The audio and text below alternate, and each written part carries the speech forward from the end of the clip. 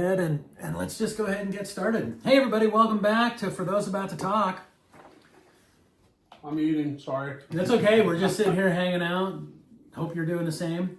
So you know what we're here to do, we're here to talk rock. That's right. So we decided that we would do a breakdown of an album. It's an album that absolutely everybody on the planet knows. They've sold 50 million of these things. Jim's holding it up, AC/DC, Back in Black. Originally they wanted to do it entirely black, and the record company made them outline AC/DC with gray. But this was their album dedicated to the memory of Bon Scott. I gotta back the record company on that. You're gonna want the name of the fucking band on there at some point. Yeah. So Where's the little snake? I'm just kidding. I'm kidding. You can't have everybody walk up and be like, what is this? There's no name on it. So one of the things I found kind of interesting about this album was I was doing some research. First of all, I'm fascinated with the age of people when they hit their peak, and I think it's there's no argument. This was musically their peak. This album sold 50 million copies. It's still played constantly. If you turn on FM rock radio station and listen to it for an hour, you're going to hear an AC/DC song still to this day, and probably one off of this album. They use it to sell everything nowadays. You know, I mean, it's absolutely everywhere. But Angus was 25 when they did this, and this was their fifth album in the United States, their seventh or eighth album overall. Seventh album, I think, overall, but their fifth in the United States.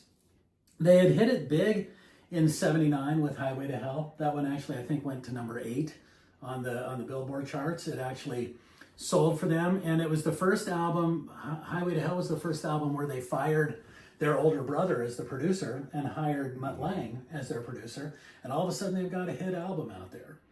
And so Mutt says, hey guys, we need to strike while the iron's hot. Let's get back in the studio. And I'm going to read these dates off of this for you. So February 19th, 1980, Bon Scott goes out for an evening of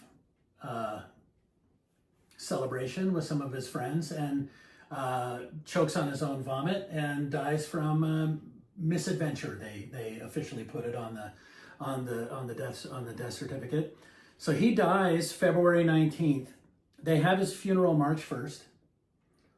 The band is all there. They tell the family, we're going to break up. We don't want to do this. The family says, no, carry on, carry his legacy. Keep going, keep the band alive. So they immediately hold auditions. And the very first time they auditioned Brian Johnson, they're like, He's the guy. But the record company makes them listen to absolutely everybody. So they listen to absolutely everybody, and they're like, get that Brian Johnson guy back here. He comes in on March 29th. So we're talking That's a quick 40 days after Bon Scott dies. And 29 days after the funeral, they offer him the job. 15 days later, they're in the Bahamas recording Back in Black. They spend April and May recording the album. It comes out on July 25th. So 5 months after Bon Scott dies, they put out the biggest selling rock album of all time. Now, if you go on Wikipedia and you can look up biggest selling albums of all time, they cheat because number 1 is the Eagles' greatest hits. And greatest hits albums should not count as an album. But number 2 or number 1 is Thriller by Michael Jackson with 37 million. And that's just in the United States, or 34 million in the United States. And then number 2 is AC/DC with 27 million just in the United States, 50 million worldwide. Unbelievable. These 5 guys out of Australia who put out this album. So when Bon was alive, they didn't do any of the material. Were they working on? So because I hear this. From what I've heard I stories would that think they would have had to have some of that shit I've heard that written they if had. they I've popped in that heard quick. the story I read was that Bon Scott in a previous life was actually a drummer, and so there are supposedly demos of "Have a Drink on Me," "Giving the Dog a Bone," and one other song with Angus, Malcolm, and Bon playing drums. No vocals, just them just basically creating a click track of the songs. There was rumor that Bon had written some of the lyrics, but then Brian Johnson put that to rest and said, I wrote every single lyric on that album. He said that, they went to the Bahamas. They were basically in an old bunker. He said this was not friendly environment. They basically were stuck inside there because there were roving gangs that were stealing stuff. So you basically got locked inside the studio. He said they had these cinder block rooms that were like 8 by 8, basically a prison cell. And he said he just sat in there while the rest of the band was making music, and they would bring him a tape of the music, and then he would sit there and he would try to write lyrics for it, and then went out there and wrote it. And imagine those shoes that he's filling. Imagine that. You audition, 15 days later, they're flying you to the Bahamas, and you're making an album, and it better be a hit, boys. Well, guess what? They delivered. That's so crazy because, I mean, you always read these stories about the bands. Oh, we've been, on tour and stuff, and on our off time, we're putting stuff together. They don't just go in from scratch and be like, write 10 songs. Well, there was a time when guys would record an album in a studio. They would go in there and be like, what do you got? What have you been working on? Yeah, What's going on? What was it? We were talking about that with, what band was it? Where they brought, everybody got together and it was like, I think I know Dio, Vivian Campbell came in and he's like, what do you guys got? And they're like, nothing. Yeah. So. And so Ronnie's like, Hangover? Yeah. Get the fuck out of here, It's like, you need to bring 4 or 5 songs stuff, at least. Yeah. Nowadays, everybody has iPhones and they can go in there and just play 1,000, riffs that they've been, playing on their iPhone. But back in the day, these guys would go in with a cassette tape, but they didn't even have, a lot of times they would just go in there. Motley Crue, I've read, famously, they would just go into a studio and be like, fuck, I don't know. Yeah. Let's do something. They just work on it. I mean, we've talked about it a little bit before. I'll go on, my Spotify and looking at albums, just looking at old shit and be like, God damn, in the 70s, 80s, year after year album every year. Yeah. And now you got these gaps. Yeah, and several years. AC/DC was putting out an album out basically every 12 months. The Beatles put one out every 6 months. Black Sabbath, these bands we talk about, they would do that. There's a great interview I saw one time with Neil Peart, where he was saying, they would all 3 sit around with acoustic guitars in the back of the van while the driver was driving. They're sitting back there in a station wagon or van or whatever, and they're literally like figuring out songs as they're writing the next album in the back of a station wagon between gigs. And they would go out there during the sound check and practice some of them. So anyway, it came out in 1980. What was that? 45 years ago? Yeah. 45 years, and this album is still as relevant today. So I put together some questions. We can all ask each other these. We can take turns. I'll start. When did you first hear Back in Black, and what was your initial impression? My cousin introduced me to a lot of music, and it was always, we would just go cruising. We were teenagers. He had his license in a lifted truck. We would cruise up and down the street and just listen to music. He actually popped that in. I had no idea what it was. It was that record. Hell's Bells comes on, and I was like, what the hell is this? That's the guitar sound I love. Yes. From because at this point I know Zeppelin and I know this and I know that, but I was like, that's that sound that I like, but it was AC/DC. Amazing. Yeah. That one song was the hook. For you, it was Hell's Bells. Yeah, it got me. For me, being in high school, just starting to get into rock music and just having I think a buddy of mine, Eric Parker, at White Shout out to Eric. White Swan High School in Washington. He was big time into AC/DC. He always playing Big Balls and Dirty Deeds and all that stuff. And then Back in Black, and most of the songs I had heard at one point or another, but Back in Black, he's all, well, if you're gonna get into rock music, you got to get that one. So I got it and fell in love. Yeah. First time I heard it, a kid named Donnie Flagle brought it over to my house. Because back then, when you would invite a friend to spend the night, they would come over with a stack of their albums, and you would sit in the room and you would just play records. And he brought that over, and he popped on side 2 first. So the very first song I ever heard was Back in Black, and I hear that count in. Yep. Yeah. Bum, and it was like, Yeah. It's literally like somebody poking you in the middle of the forehead. Boom. What the hell is this? There's something about Malcolm's playing. It's percussive, you know. It's bam, bam, you know. It hits harder, and if you really listen to it, he doesn't play with a lot of distortion. He plays a very clear, clean guitar, but it's so Martially.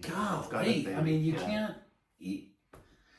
Yeah, that for me, it was that I said, Donnie, you got to leave me this album. And I listened to that thing 30 times before I flipped it over to side one, actually, you know, before I heard Hell's Bells. And then it was like, you mean it gets better? You know, I mean, it was just, it's an amazing And album. Hell's Bells, I mean, it seems like it's not that punch you in the face type song, but it really picks up and It's a goes. gradual, It's slow. yeah, it's a slow burn, but it really gets going. And And like I said, Brian's- I got goosebumps. Oh no, Brian's vocals on it are just phenomenal. Just fucking phenomenal. Yeah. I mean, I By the can't. time it gets to Rolling Thunder and Pouring Rain, you're just like, ready. You're juiced up to Oh that. Jesus, yeah. Oh, I'm getting worked up just thinking I about really it. do have goosebumps. So so going back to AC/DC's earlier, how does it hold up with Bond stuff? What do you think? How do you know? I mean, was it a natural progression for the band, or was this just next step, next level? Being that I heard that first, going back, it is to me like just it's vocally a different iteration. This album is darker. I think the themes are a little more. There's still the innuendo, which is heavy on this, Sure. and the like joke songs done in that context. But this one, it's not as much of that. It's a little more sexualized, I think, more than playful. But there's drinking songs on that. There's love, like sexual innuendos. It's Not got a lot that of love stuff. going on. It's got the devil in there, which is good. It's got a little bit of that, but maybe a little bit of a percentage less than the previous stuff. It's not as playful. No, It's a little more serious. I agree but with you. Still Bond to me, he always kind of had this. a little bit theatrical, a little bit David Lee Roth. He kind of reminded. I always thought he was a pirate. You don't know? lay that shit on him. He's I know, right? Guy died on his own But vomit. like, you know, Come like on. showy. It was he's missing a tooth. He's out there just, you know, got armadillos in his trousers. You know, I mean, he's just kind of out there just. Bleh. But keep in mind, these are guys that are in their mid-20s. They've lost their best friend. Yeah. And 45 days later, they're recording an album. And they're thinking, who the fuck is this new guy? And what are we doing here? And why? You know, they had to be dealing with some heavy, heavy shit. I can't imagine it. Yeah. And I can't imagine the pressure of a record company going. And then also, you hear about Mutt Lange's, you know, producing styles. He, again, you know, and he just has you do shit over and over and over until you make perfection. And he did it, but how those guys did it, how they kept it together, how they've kept it together all these years is just a testament to their grit. And these guys, they got sand, man. I'll tell you that for sure. For me, being the age I am, it was, you know, Back in Black, and then Flick of the Switch I like Fly on the Wall, Razor's Edge. I was just all into these. I had to go back and listen to the older stuff, but the older stuff's great. I mean, Long Way to the Top, fucking TNT. I like 74 Jailbreak. That's good shit. Yeah. Yeah. With a bullet in his back. It's good. So can you describe a specific moment for you that this album played a role in your life when you look back and you're like, because of that album, this, or this album was playing when this, you know, do you have one of those significant milestones for you that you, every time you hear this album, it takes you there? Not my bachelor party, but one of my best friends' bachelor party. They had, this was out in the country, out in the middle of fucking nowhere, and, you know, everybody just fucking drinking so loud. Stereo just cranked. And that's the only album they played all night. That was it. And everybody sang along to it the entire fucking night. It was awesome. I was probably, I don't know how old I was, really early 20s, maybe 20, 21-ish. So, yeah. And whenever I listen to that, it kind of pops in my head like, oh man, nobody died that night. Unbelievable. For me, with that album, I remember only listening to it if I was the only one in the house. I had to actually hide it under the carpet, and because if I got caught with that, I would be living in the street. Yeah. See, but that I get it. I get that. yeah, I would get a was- lecture. We're gonna talk about this off camera. I was gonna ask you more about that, but for me, what it did for me was it was like my secret to have that. And learning to play guitar 14, 15 years old, learning Hell's Bells, it was a big influence on me as a player, because I learned things. I was like, oh, this is cool. This is how you get that sound or whatever. And then trying to learn the leads, you realize how awesome Angus is at lead. Yeah. On that, there's not a bad bend or no. Everything is like, it's like Eric Johnson level, like, accuracy. Mm-hmm. Every bend, every vibrato, every lick, it's just clean, very precise, makes a statement. There's no dead like runs. Everything has a point and a purpose. There isn't a single drum fill on the album. Right. There's not a lot of not a lot of cymbals. They're just like carefully placed And here and there. and it's recorded live. You can get your beat counter out on your iPhone and put it up there, and you'll see that beat go from 107 to 109 to 106 to 111 to 108, you know, and the band is as tight as a fucking drumhead, you know. I mean, it's crazy. They were a live band, and they recorded this album live, and it's amazing. It is. And that's one of the things I found, because I was learning how to play the guitar then too. And you know, you're sitting there with your Mel Bay book and you're learning this is a D chord and this is a G chord and this is a C chord. And you're like, these are boring. These are cowboy chords. You're like, you can know? I do that? Yeah. But then you realize that Malcolm is playing a D chord and Cowboy a G chords. chord and an F chord, you know, and you're like, oh shit, you can make that sound like that. And that's the thing. It's like, you look at like Back in Black. It's an E, it's a D, it's an A. And I can grab that right now and play you an E, a D, and an A. And it's not going to sound anything like Malcolm sounds like. And you're sitting there. He's moving 100 miles an hour. You know, It's just what get they up do and with down. those chords, the way they play them, the everything. It's No. yeah. I mean, it's just, I'd be going like, it's boring, you know. Yeah. And they're fucking AC/DC. It's fucking incredible what they do. They with it. turn that into lemonade for sure. Ask a question, man. What do you want? What song hit you guys the hardest on first listen? I feel like we've already been talking. For me, it was Back in Black, but then, like I said, when I flipped the album over and I heard Hell's Bells for the very first time, I had that moment where it's like, oh shit, am I gonna go to hell if I listen to this? You know, like, you know, I'm 12. You know, I'm like, am I selling my soul to Satan if I do this? And I remember the only other time I ever felt like that was the first time I ever heard Ride the Lightning by Metallica. And I remember hitting it, and I was like halfway through Fight Fire with Fire, and I stopped and I was like, I think I'm going to go to hell if I listen to this. And I was like, well, Yeah, I'm that's going what- to hell, I guess, you know? And I'm it was- going with a smile on my face. and it was the same way I felt when I heard hell. I was just like, you know, bong, bong, you know, you hear that, and like you said, it's got a Jeff intro. You know, Slow the and rolling steady. thunder and pouring rain So coming it's on like awesome. a hurricane. So, Yeah. But there's something about it, and it hits you so fucking hard. And I just remember, like, oh,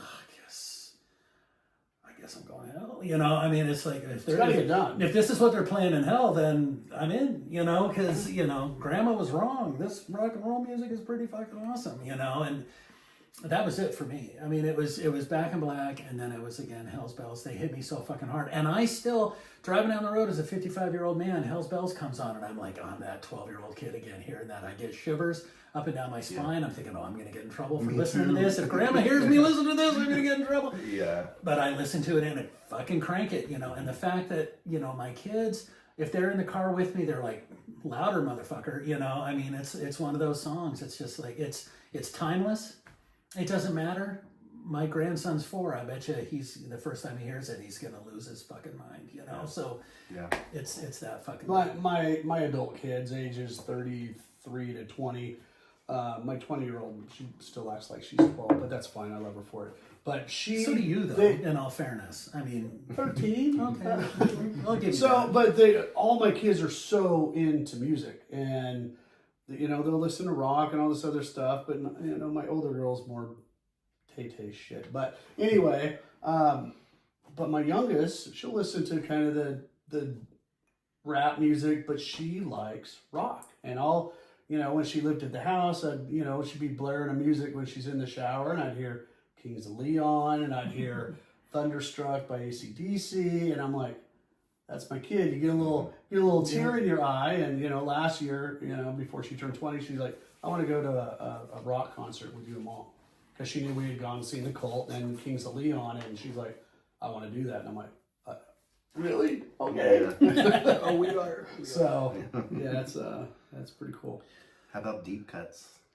One that's off the radar. Rock and roll ain't noise pollution. I think for me, that's kind of a deeper cut. Yeah.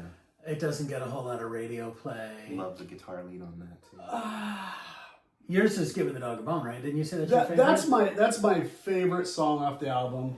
I really like Shake a Leg also, because I can envision Angus just going crazy when that guitar lick goes on. Shake a Leg, it just goes. But one of the songs that they can't really back then, especially, they couldn't play on the radio, was oh shit, Honey, What Do You Do for Money? And I'm like, that's a fun song. It's nasty, and it's a little bit romantic, because you're getting a chick that for $5 and a pack of Camel Light, she's going to do whatever the hell you want.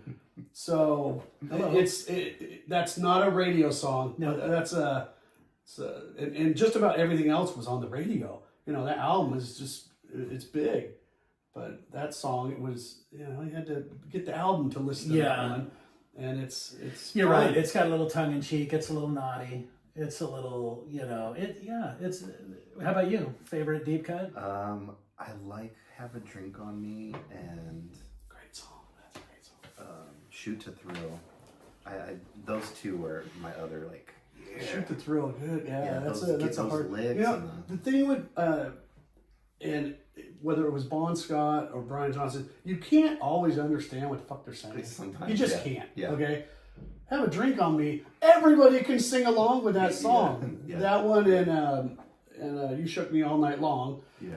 And that's probably the most, Trevor's brought this up. It's probably the most overplayed song on the album. It's a great song. It is. But that one and Have a Drink on Me, everybody can sing along with those. Yeah. Yeah, totally. If aliens landed on the planet and they said, give us an AC/DC album to listen to, is this the one you give them? 100%. Yeah? 100% for me. Yeah. I think it's the most representative of them. And that's kind of hard to say because of the early work with Bon. Uh-huh.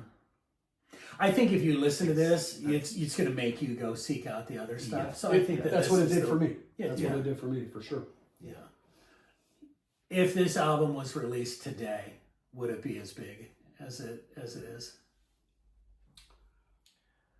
It does have a timeless sound, and there are bands coming out now that are playing this style of music because this is not popular anymore. Mm-hmm. But they're still having a following. So I could see a band coming out doing straight up rock like this, and it being on the radar for sure. Yeah. It's that good. I think if this came out now, because they have a very unique sound to them, I think people would be, it's never going to be as popular as it was, because it was, It was people, that time. hard up for entertainment, you didn't have it on your phone. You had to go buy that shit. You had to do your research. You had to see dates coming out. You love a band and follow them. There's so many stimulants now for younger people and older people like us too. At least me and Trevor, you're young.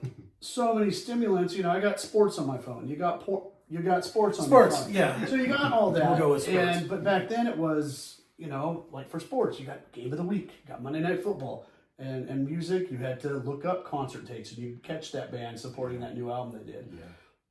I do think if this came out now, that it would be so different from what people are listening to on the radio, that it would be like, fucking sweet. This is, I like this. This is different. I think it would be popular. They're that unique. Totally.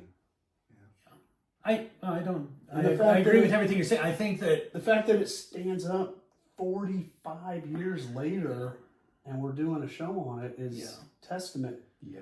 that it's Yeah, I don't know if it would be as popular as it is now, just because of, like you say, there's so much stuff they would have to have a social media presence. They would have to have, all of this stuff going on. They, it would just get, who knows? Can you imagine them on social media? Yeah, I can't. I think I don't think it could have come out earlier. I think it hit at the perfect time. I think because of the backstory, because of Bon Scott dying, because, this is basically a mourning album, in black. I think there's a lot of things about it that it hit at the absolute perfect time. But I think that's timeless. I think that if it came out today, it would blow people's minds. It would probably move the needle on what's popular in music nowadays. I really do. I think that there's a couple albums that they don't happen very often, but when they do, it changes everything. This album changed everything in 1980. I think it would change everything in 2025 if it came out. I really do. And it's one of those albums. What's funny, before you got here, we were kind of, I don't know, making fun of a little bit power ballads in that every group. AC/DC, fuck your power ballad. They're not busting out the keyboards. No. Yeah, with them, what you're gonna get. If they're like 10 albums in, they're not gonna bring in a rapper to get some play. They're not gonna bring in a keyboard. They're not gonna bring in something. That's what they do. And for those that some people will say, "Oh, all their songs sound the same." Well, then you don't know music. They don't all sound the same. Yeah. Well, I heard Brian Johnson in an interview one time say, when you go to grandma's house, you want grandma's chocolate chip cookies. You know what you're getting when you go there. You don't want her to all of a sudden put raisins in them. Like, what the fuck did you do, Grandma? Yeah. Where's my chocolate chip cookies?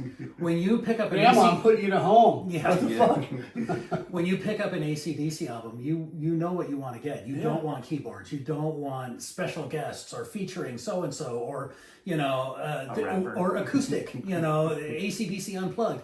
You want your chocolate fucking chip cookies, and that's all there is to it, Yeah, I want to play Stiff Upper Lip. Great song. I love that song. Yeah. That's a good one. Slow intro. Yeah. Damn you, Jeff. That gradual tease, that build up. Anyway, anything else we want to do here? Tell me if you guys get this. There's brown M&Ms in here. Oh, okay. I'm not playing here. That's your Van Halen reference there. Oh boy. Fucking divas. Yeah.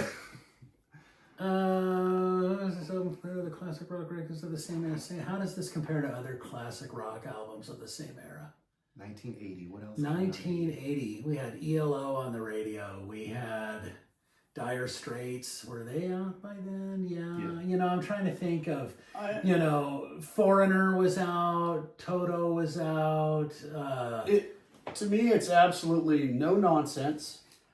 A lot of it is catchy enough to be, catchy enough to be popular, but at the same time, it just rocks your face off. So, and it didn't have to go, dark. We were talking about some of the darker, Black Sabbath and that kind of, deeper, oh my God, you're, devil shit. Yeah. It was just a rock album that just happened to be popular, take no prisoners type sound. Yeah.